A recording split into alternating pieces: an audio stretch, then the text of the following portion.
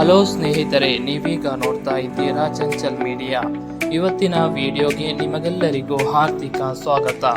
ಇವತ್ತು ನಾನು ನಿಮಗೆ ತುಂಬ ಆರೋಗ್ಯಕರವಾದ ಪೌಷ್ಟಿಕಾಂಶಗಳಿಂದ ತುಂಬಿದ ನುಗ್ಗೆ ಸೊಪ್ಪಿನ ಪಲ್ಯ ಮಾಡುವ ವಿಧಾನವನ್ನು ತೋರಿಸ್ತಾ ಇದ್ದೇನೆ. ನುಗ್ಗೆ ಸೊಪ್ಪು ನಮ್ಮ ಆರೋಗ್ಯಕ್ಕೆ ತುಂಬ ಒಳ್ಳೆಯದು. ಇದರಲ್ಲಿ ಐರನ್, ಕ್ಯಾಲ್ಸಿಯಂ, ವಿಟಮಿನ್ಸ್ ತುಂಬ ಇರುತ್ತವೆ. ಆದ್ದರಿಂದ ವಾರಕ್ಕೆ ಕನಿಷ್ಠ ಒಂದು ಸಲ ಆದರೂ ಇದನ್ನು ತಿನ್ನುವುದು ತುಂಬ ಉತ್ತಮ. ಅದಕ್ಕೂ ಮುಂಚೆ ನೀವು ನಮ್ಮ ಚಂಚಲ್ ಮೀಡಿಯಾ ಚಾನೆಲ್ಗೆ ಹೊಸದಾಗಿ ಬಂದಿದ್ದರೆ ದಯವಿಟ್ಟು ಚಾನೆಲ್ ಸಬ್ಸ್ಕ್ರೈಬ್ ಮಾಡಿ ಸಹಕರಿಸಿ. ವಿಡಿಯೋಗೆ ಲೈಕ್ ಮಾಡಿ, ಶೇರ್ ಮಾಡಿ.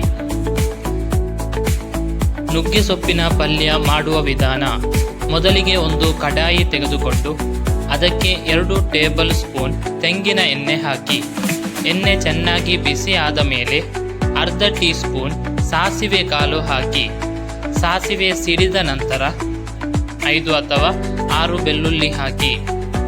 ಇದರಿಂದ ಪಲ್ಯಕ್ಕೆ ಒಳ್ಳೆಯ ಸುವಾಸನೆ ಬರುತ್ತದೆ. ನಂತರ ಸ್ವಲ್ಪ ಬೇವಿನ ಸೊಪ್ಪು ಹಾಕಿ ಸ್ವಲ್ಪ ಫ್ರೈ ಮಾಡಿ. ಈಗ ಅರ್ಧ ಕಪ್ ತೆಂಗಿನ ತುರಿ ಹಾಕಿ ಚೆನ್ನಾಗಿ ಮಿಕ್ಸ್ ಮಾಡಿ. ತೆಂಗಿನ ತುರಿಯಿಂದ ಪಲ್ಯಕ್ಕೆ ಸೊಗಸಾದ ರುಚಿ ಬರುತ್ತದೆ. ನಂತರ ಒಂದು ಮೀಡಿಯಂ ಸೈಜ್ ಈರುಳ್ಳಿ ತೆಗೆದುಕೊಂಡು ಕಟ್ ಮಾಡಿ ಸ್ವಲ್ಪ ಸಾಫ್ಟ್ ಆಗುವವರೆಗೆ ಫ್ರೈ ಮಾಡಿ. ಅದಾದ ಮೇಲೆ ಒಂದು ಟೊಮೆಟೊ ಹಾಕಿ ಚೆನ್ನಾಗಿ ಮೃದುವಾಗುವವರೆಗೆ ಫ್ರೈ ಮಾಡಿ.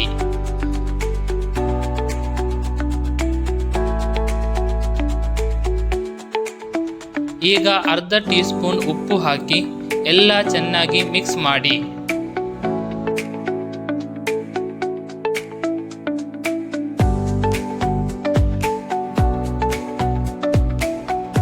ನುಗ್ಗೆ ಸೊಪ್ಪು ಹಾಕುವುದು. ಈಗ ಮುಖ್ಯವಾಗಿ ನುಗ್ಗೆ ಸೊಪ್ಪು ಸ್ವಲ್ಪ ಸ್ವಲ್ಪವಾಗಿ ಹಾಕುತ್ತಾ ಮಿಕ್ಸ್ ಮಾಡಿ. ಒಟ್ಟಿಗೆ ಎಲ್ಲ ಹಾಕಬೇಡಿ.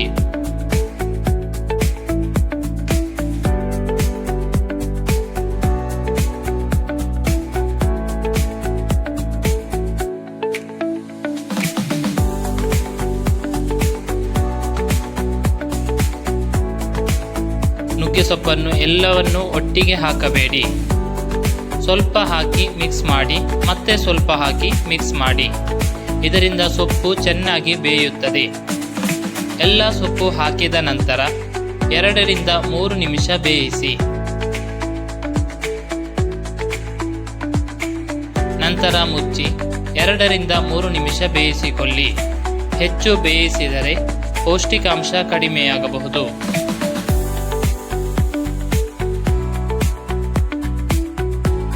ಈಗ ನಮ್ಮ ಮಂಗಳೂರು ಸ್ಟೈಲ್ ಆರೋಗ್ಯಕರ ನುಗ್ಗೆ ಸೊಪ್ಪಿನ ಪಲ್ಯ ರೆಡಿ. ಇದು ತಿನ್ನೋದಕ್ಕೆ ತುಂಬ ರುಚಿ, ಆರೋಗ್ಯಕ್ಕೂ ತುಂಬ ಒಳ್ಳೆಯದು. ಇದನ್ನು ಅನ್ನದ ಜೊತೆ ಅಥವಾ ರೊಟ್ಟಿ ಜೊತೆ ತಿನ್ನಬಹುದು.